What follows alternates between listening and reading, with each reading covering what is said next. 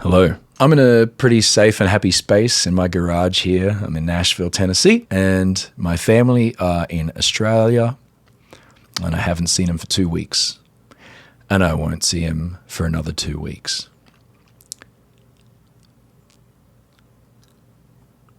And this happens all the time. But we're going to talk about it. To be honest, this is actually a pretty tough topic. It is very personal to me, and I know a few people are going through this as well. So I think for the benefit of just opening up the conversation and maybe enlightening a few people into some behind the scenes of the industry, whether that's music or creative arts, I guess let's have a little discussion here. And I just wanted to talk through some things that's going on in my life that maybe it's going on through yours. This might give you some advice or some tips, or maybe I'll get some from you. Here we are. For those that don't know, I am a touring musician. I'm based out of Nashville, Tennessee. I'm from Australia. I'm a solo act. And right now, me and my family are splitting our time fly in, fly out style between Nashville and Australia. We have a mortgage in Australia and a mortgage in Nashville. The very basic version of how it works for us at the moment is the Australia and US seasons are completely opposite. For those people that don't know, that's how the Earth works. And so the summer season is through the middle of the year, July in the center, and then in Australia, the summer season is kind of December, January. I basically chase the two summers. So I spend most of the US summer in the States, and I spend a good chunk of the Australian summer in Australia.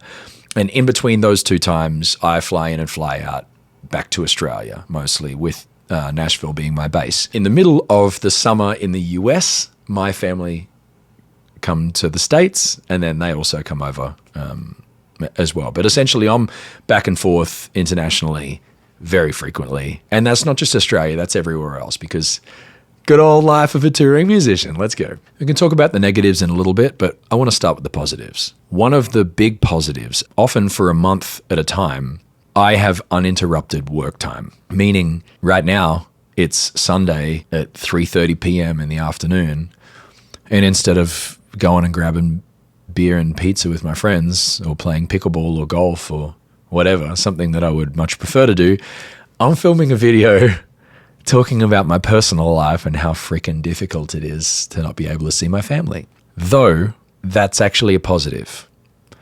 I mean, the fact that I'm able to do that. Because if my family were here, I'd want to be spending it with them. But right now I'm working. So being a original independent musician, people snooze on the fact that you need to work. You need to work at it. It's nobody else is trying to blow me up. You know, I'm trying to do this thing by myself, and I have a nice little team and a nice supportive family around me. But that means I have to work a lot. This allows me ample time to be able to get things like this done and edit videos, work on songs, new material, sort out pedals, build stuff, all of those things. The time that I would otherwise usually be spending with my family, I try to really pour into my work. That is a huge, in fact, probably the biggest positive in this entire thing is that I get to separate my work and home life very... The second big positive is travel. Being a solo artist, I do a lot of fly dates, a lot of driving dates. In the last month, I've been Australia, Delaware, Florida, Georgia, North Carolina, South Carolina, Virginia. I'm not going to keep going on. There's somewhere else, I'm sure. But if my family were here, I probably wouldn't see them much anyway. So this is kind of a kill two birds with one stone. It's sort of a bit of a win-win. They get to see more family while I'm going to be on the road anyway. Before I hear the third reason, I know you're thinking this, and that is why? Why are you doing this? Family are extremely important. Just go back to Australia and be with your family, or get your family to come over here. Yes, that would be a great call, and in fact, we've been living in Nashville for the past 8-9 years before we started this little back and forth. But let me hit you with reason number 3, finances, income. That's huge. That is the biggest reason that we're doing this. It's not a landslide which country I prefer to live in. I love Australia. It's where I was born. It's where I'm from. And nothing can ever take that away from me. But also Nashville and the US has become very big in my life, and I'm extremely fond of it. I love both countries.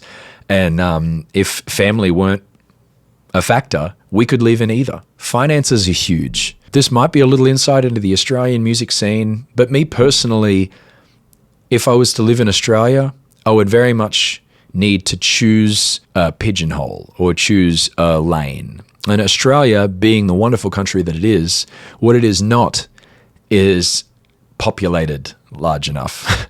It's a big country. It's the same size as the US, but Australia only has around 30 million people versus 330 million people in the US. I'm comparing those two because that's the two countries that I spend most of my time in. Hopefully everybody else can translate. My point is I cannot operate in Australia the same way as I operate in America.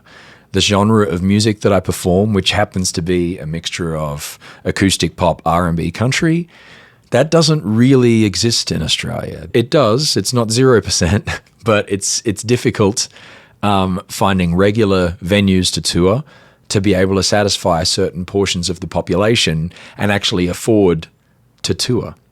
It's just not built like that. You just cannot do it like that. The country hasn't got enough population or locations to be.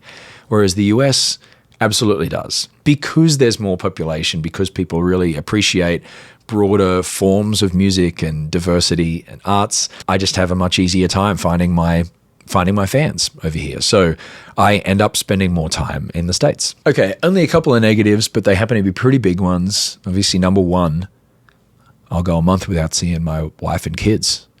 It's freaking brutal.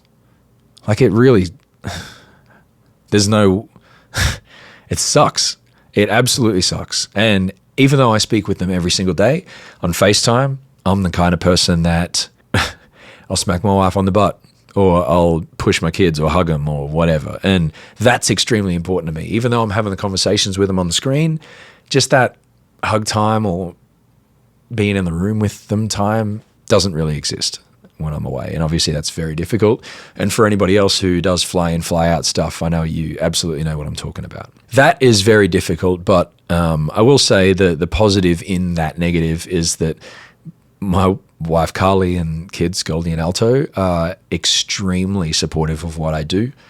And if it wasn't for them supporting it in that way, then there's not a chance I'd be able to do it. I couldn't live with myself. I'd be too guilty. But they support me so much that, you know, this is just a challenge that we have to bear with and deal with. and we're making it happen. And it's there's very many positives that have come out of it because of that. Negative two, the thing that I actually didn't expect would be a negative, I thought it was going to be a positive, is that I'd be able to satisfy my schedules in Australia and in the US. And if I configured my calendar well enough, I could just kind of bounce between. The problem is that doesn't work like that. Almost every time I go to Australia, I get big opportunities and offers in the States. And so I have to constantly adjust my calendar. And then flip side, often when I have big chunk of tour dates plastered on my calendar for the US is when I get opportunities that show up in Australia. And it's never the week before or the week after. It's always on the freaking same day, you know, and on the same weekend. And it just drives me insane that things can't work out like that, or rarely do. I know it's Murphy's Law and it's kind of ironic, but that's something that is much more difficult than I expected it to be. Definitely a short-term thing, not a long-term thing, but so far so good. We've been able to travel a little more. I've been able to bring them on tour dates with me in the States while they're here. And the whole thing really has added a little more excitement into our lives, to be honest. But right now we're focusing on the good, focusing on support from you. And I wanted to share this story to hopefully help anybody else that's going through this. And share a little insight into my life and what's happening with it. Something different. Anyway, thanks for tuning in. Thanks for listening. I'll catch you soon. Cheers.